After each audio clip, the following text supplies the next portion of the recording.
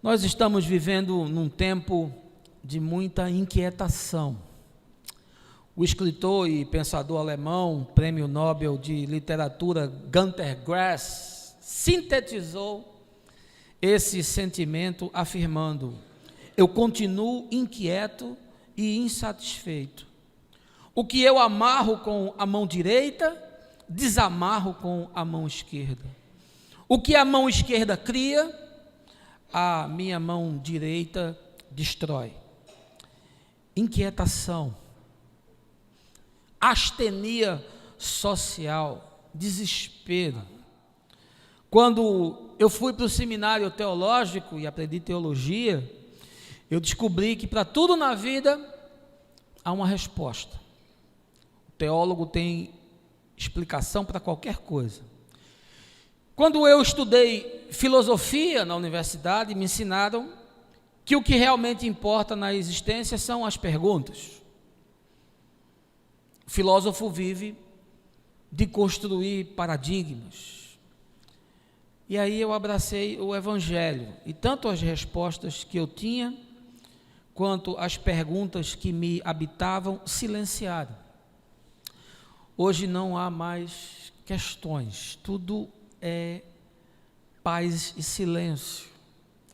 Se a igreja ensinasse isso, ao invés de fomentar doutrinas que só produzem ambição, megalomania, se ela revelasse a verdade, ao invés de promover autoajuda viciante, a vida das pessoas seria outra.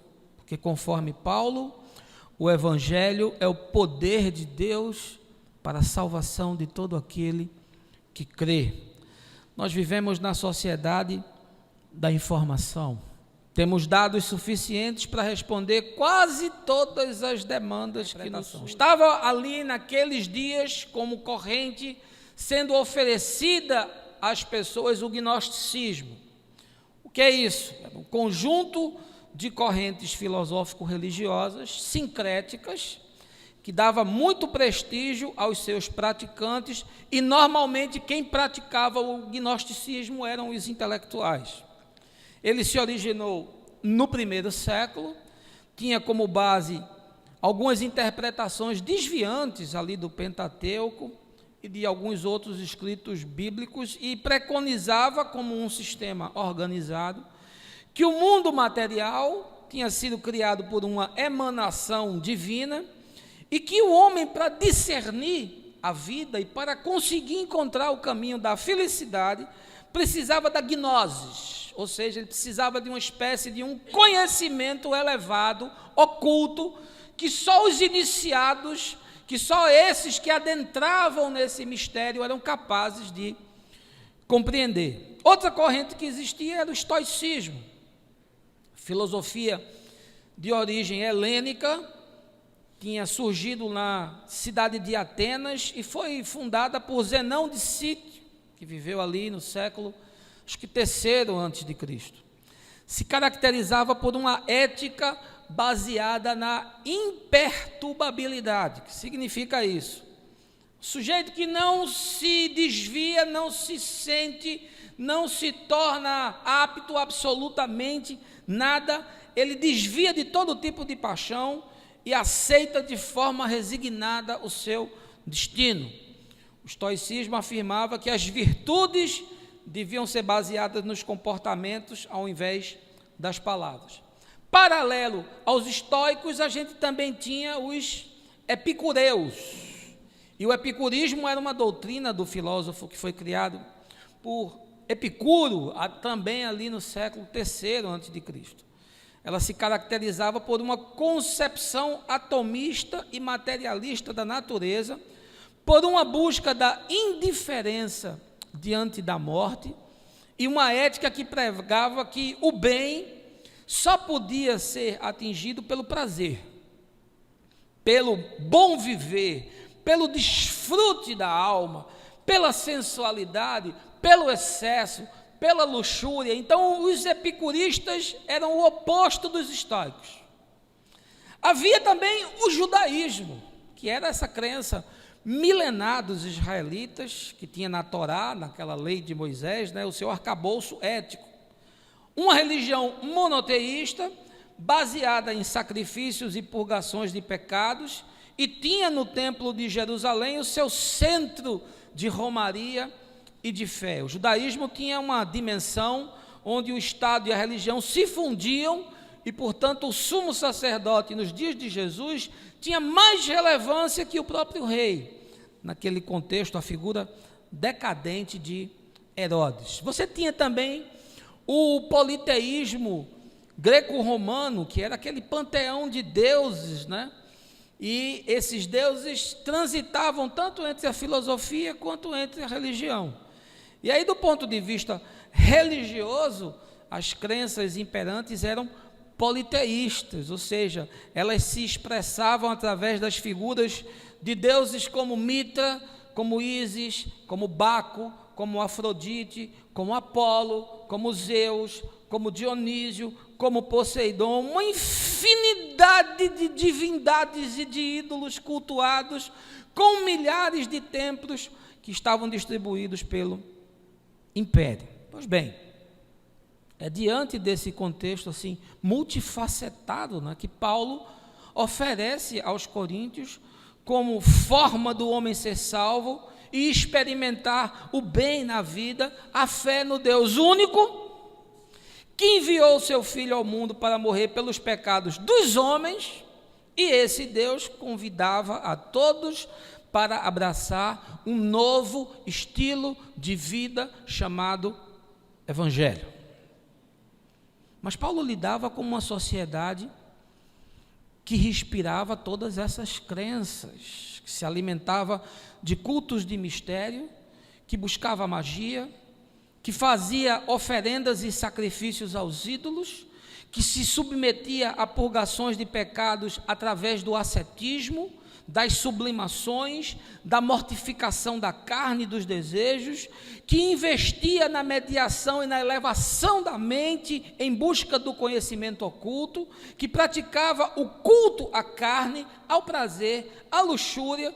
Todas essas proposições, de alguma forma, elas ensinavam às pessoas como elas podiam encontrar um caminho para serem felizes. Porque Deus decidiu que ele só pode ser encontrado pela fé. Se o homem entendesse Deus, Deus se tornaria um ídolo. Deus se tornaria passível de análise, de observação, de aferição e de inferição. Deus não pode ser entendido. Calbart diz que Deus é o totalmente outro. Deus tomou uma decisão de vir ao seu encontro, meu amigo, senão você jamais o encontraria.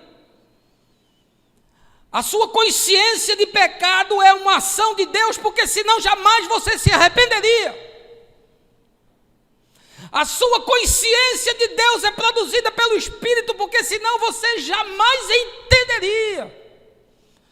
Você pode ser o mais culto dos homens, você não encontraria. Se amanhã você perder tudo que você tem, se amanhã os teus negócios falirem, se amanhã o teu dinheiro do banco sumir, se amanhã o médico te der um diagnóstico de câncer, se amanhã um filho teu sofrer um acidente e morrer de forma inexplicável, se amanhã você acordar com uma depressão que somatiza e faz explodir tumores no teu corpo, você continua amando a Deus? Você ainda estaria disposto a seguir Jesus? Você ainda viria aqui na estação, nessas parcas 2 horas de domingo?